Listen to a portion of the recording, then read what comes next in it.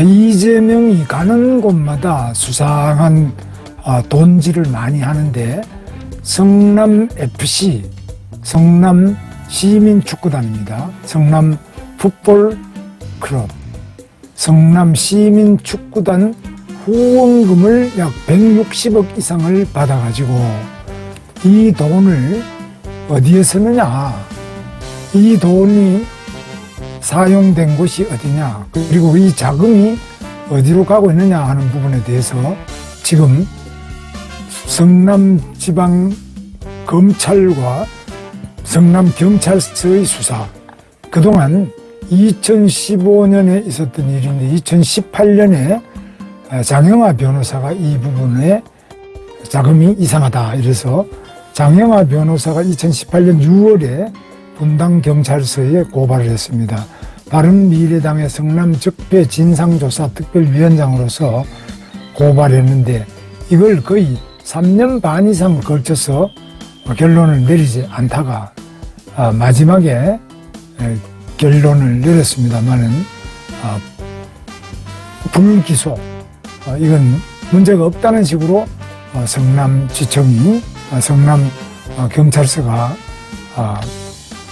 성남지방검찰청에다가 수사 지휘를 받았는데 성남검찰에서는 문제가 있지 않느냐, 좀 더 들여다볼 필요가 있다 이거하고, 그 다음에 두 번째로 이 중에 하나가 바로 네이버입니다. 성남에 본사가 있는, 정자동에 본사가 있는 네이버인데요. 네이버가 2015년부터 2016년까지 40억을 돈을 냈는데, 이 40억을 내는데 그냥 성남 시민축구단 FC에다가 바로 낸 게 아니고 중간에 바로 이재명 대선 때에 대변을 하던 재윤경이라는 더불어민주당 비례대표 국회의원인데, 이 재윤경이 상임이사로 있는 바로 희망살림, 여기에다가 희망살림에다가 이 비영리 단체인데 여기에 40억을 네이버가 냈습니다. 돈을 내려면 바로 거기에 성남시민축구단에다가 돈을 내가지고 스포츠를 진흥해야 되는데 그게 아니고 바로 이재명의 대변인을 하던 재윤경이가 상임이사로 있는 곳으로 돈을 냈습니다. 돈을 내서 1억은 거기서 떼고 39억을 성남FC로 전했다. 39억을 전했다. 이런데 왜 이렇게 직접 내지 않고 희망살림이라는 서울시 인가 비영리 목적사단법인, 그것도 바로 이재명의 대선 때, 지난 대선, 이번이 아니 2017년 대선 때 이재명 캠프 대변인 재윤경이 상임이사 있는 그곳으로 냈을까?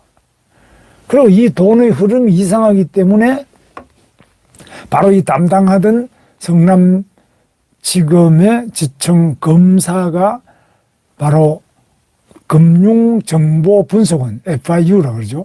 금융정보분석원에다가 이 돈의 흐름이 왜 이렇게 가고 어디로 갔는지 하는 것을 자료 의뢰를 했습니다. 자료 의뢰를 하려면은 이 검찰은 검사가 바로 FIU, 금융정보분석원을 하는 게 아니라 바로 차장이 보통 2인자입니다. 검사장, 검찰청장, 검사장이 1인자고 그 다음에 차장이 2인자입니다.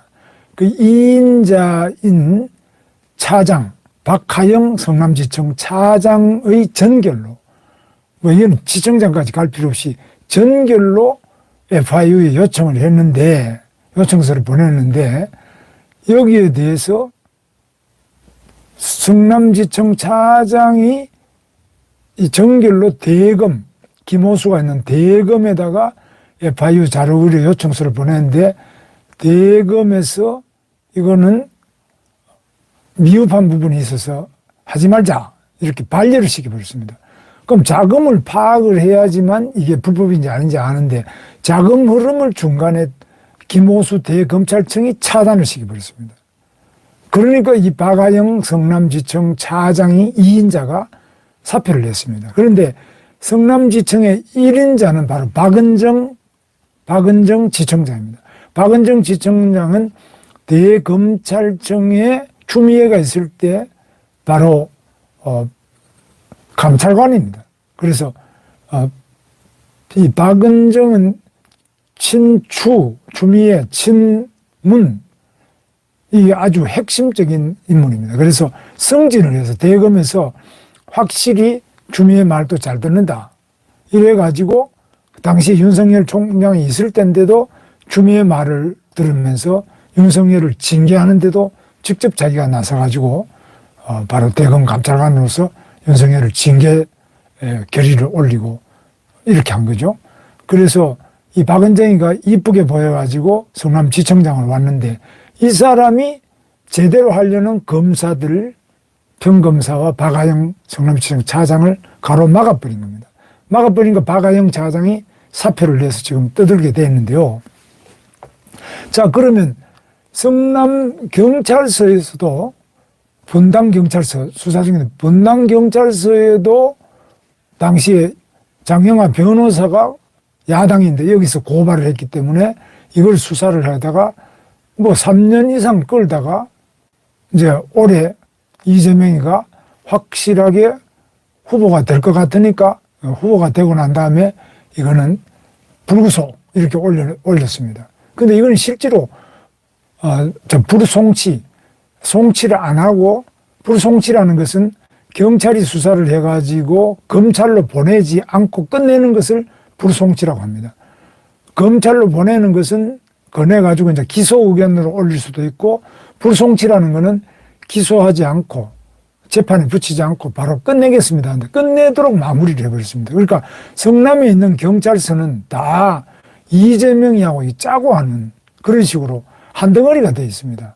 굉장히 문제가 많은 것 때문에 지금 은수미한테 그 수사 자료를 주고받고 뭐 또 가로등 사업을 청탁을 주고받고 이래가지고 경찰이 지금 8년형 받고 수사도 많이 받고 있죠. 은수미도 또 그 때문에 지금 재판을 받고 있고 뭐 복잡하죠. 성남이 이게 완전히 악의 덩어리 바로 이 조폭 집단처럼 덩어리 전부 문제투성이로 되어 있습니다.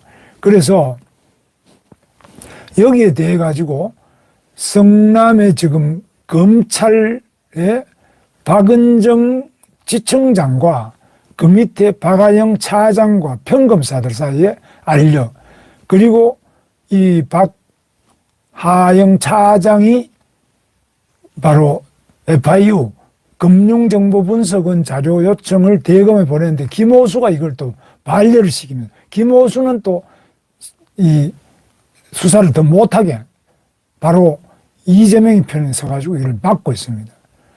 그리고 여기에서 성남의 네이버, 농협, 두산건설이 42억, 네이버가 40억, 농협이 36억, 차병원이 33억, 알파돔시티가 5억 5천, 현대백화점이 5억 이래가지고 각종 용도 변경, 건축허가, 뭐 도로의 교통량 조사 이런 여러 부분에서 특혜를 입으면서 이재명이가 구단주로 있는 성남 시민축구단 FC 이 부분에 광고비 명목으로 후원금을 161억 5천만 원이나 받아가지고 이 중에 상당한 부분도 성과급이라고 해가지고 그걸 유치한 사람 임원들한테다가 다 떼줬는데요.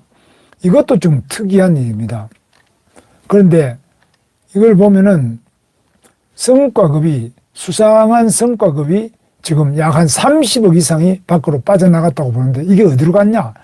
자금을 추적하기 위해 가지고 성남시의회에서도 이기인 시의원이라든지 야당 의원들이 이게 자금이 어디로 갔느냐?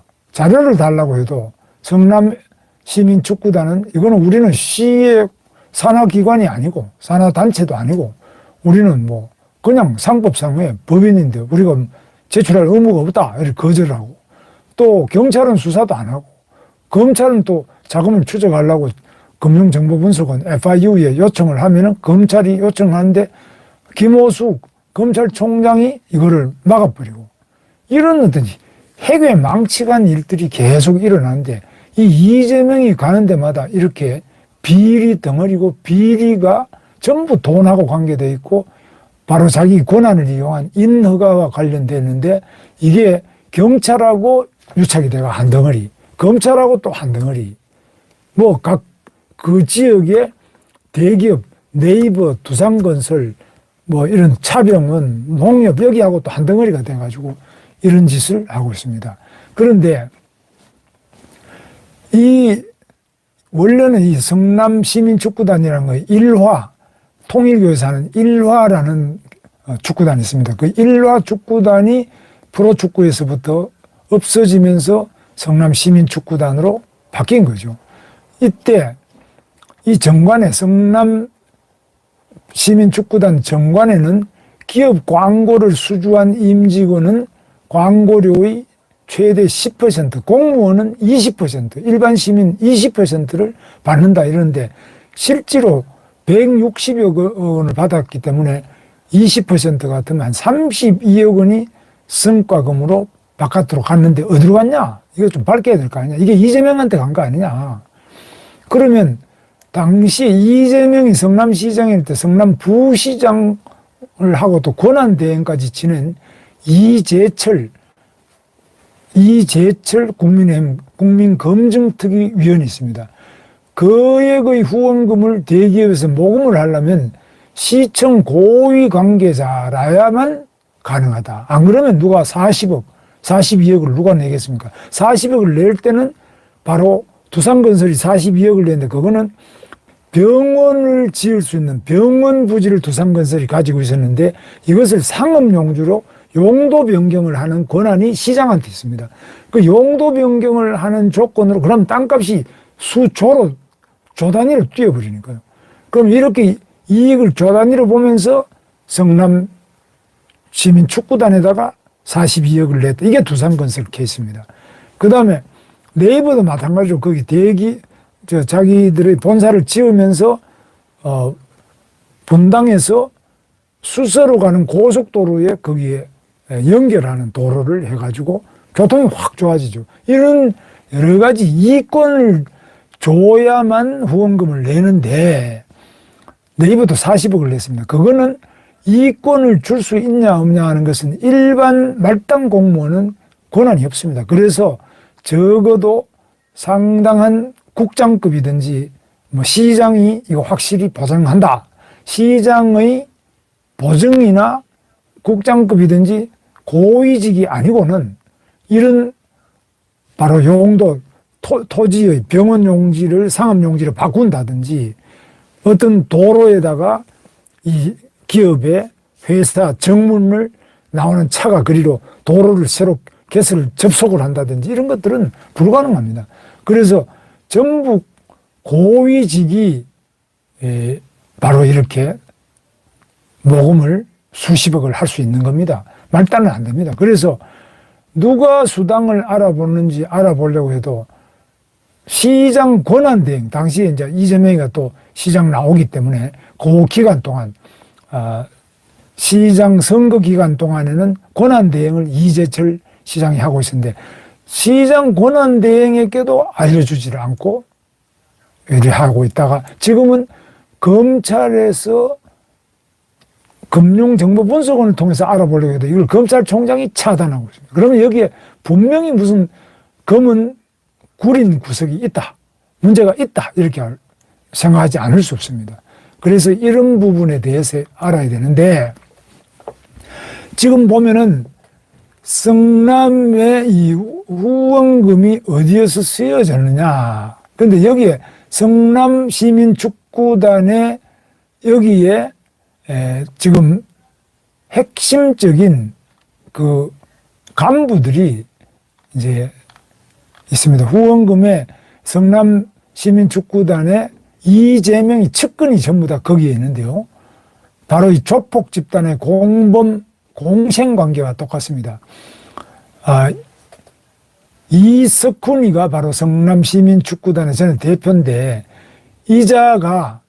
이자는 이재명이가 경기도지사가 된다면은 코리아 경기도 주식회사 대표로 갔습니다. 그 다음에 윤중천이라는 자는 윤중천이는 바로 성남시민축구단 대표인데 경기 신용보증재단 감사로 갔습니다. 이 감사가 연봉이 1억 한 5천이 넘습니다. 상당히 요직 중에 요직입니다. 그 다음에 이현욱이라는 자는 성남시민축구단 감사를 했는데 경기주택공사의 주택도시공사 사장으로 갔습니다. 그러니까 지금 이재명 대선 캠프에 지금 가 있습니다.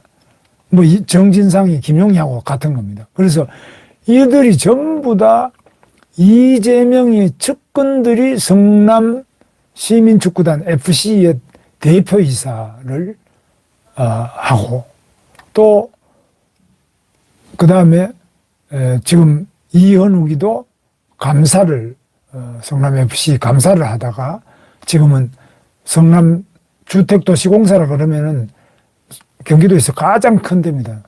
모든 공사를 하는 대장동이나 이런 거 큰 공사하는 거는 경기도의 큰 주택단지, 택지, 또 산업용지 이 개발을 전부 경기주택도시공사에서 합니다. 이 사장을 하고 있습니다. 그러니까 이들이 전부 자기들끼리 짜고 이렇게 하고 있는데 이 측근들을 성남시민축구단에 앉혀놓고 이들이 바깥에 전부 다 후원금을 받아오도록 또 그렇게 하면서 그 돈이 어디로 갔느냐 이런 흑막이 있는데 이것은 결국은 밝히는 방법은 경찰밖에 없습니다. 수사권이 있어야지 아무리 시의회에서 하고 국회의원들이 해봐야 말싸움밖에 안 됩니다. 그래서 결국은 압수수색, 자금 추적을 하려면 FIU, 금융정보분석원 이런 데 도움을 받으면서 압수수색, 포렌식,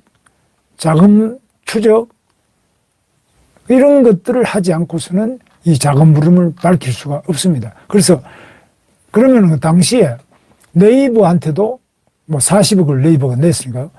두산건설한테도 42억 냈는데 이 당시에 담당자를 소환을 해야 됩니다. 수사기관에서 소환해가지고 왜 그러면은 네이버는 직접 성남시민축구단에 돈을 40억을 안 내고 왜 다른 희망살림이라는 재윤경이라는 이재명이 대변인 하던 전 국회의원 이 사람이 상임이사를 있는 그러기다가 돈을 줬다가 40억을 줬다가 다시 이렇게 세탁을 해서 들어가는 이유가 뭐냐 이런 것들을 전부 하나하나씩 따져봐야 됩니다. 그러려면은 검찰이 제대로 움직여야 되는데 윤석열 총장이 있을 때는 제대로 했습니다만 이 김호수가 오고부터는 전부 범죄를 오히려 감추는 말뚝이님 감사합니다. 박근혜 대통령이 강건하셔야 돼. 박근혜 대통령 빨리 이제 퇴원해야 되는데 아직 조금 어려운 점이 있는 것 같습니다.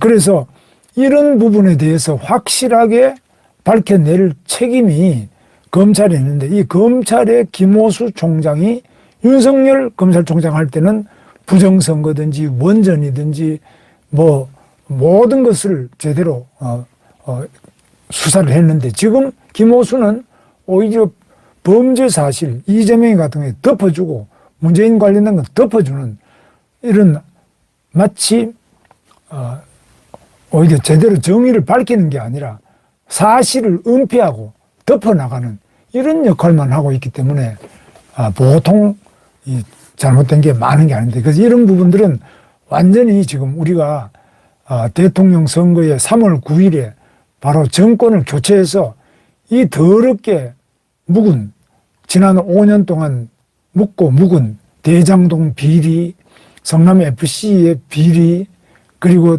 친형 이재선 회계사를 어떻게 압박을 하고 어떻게 온갖 정신병원에 집어넣으려고 보건소장들을 압박을 해가지고 이렇게까지 죽음에 이르게 했던가. 성남시에 시민 66명을 강제 행정 입원을 시켰습니다. 아까 김사랑 씨의 이야기에 의하더라도 또 수정보건소에 가서 우리가 전부 다 자료를 확보한 바에 의하면 66명의 성남 시민을 정신병원에 강제 입원을 시켰습니다. 이런 것들 전부 밝혀내려면 정권 교체를 3월 9일에 해야만 이 모든 흑막이 밝혀질 걸로 보고 있습니다. 감사합니다.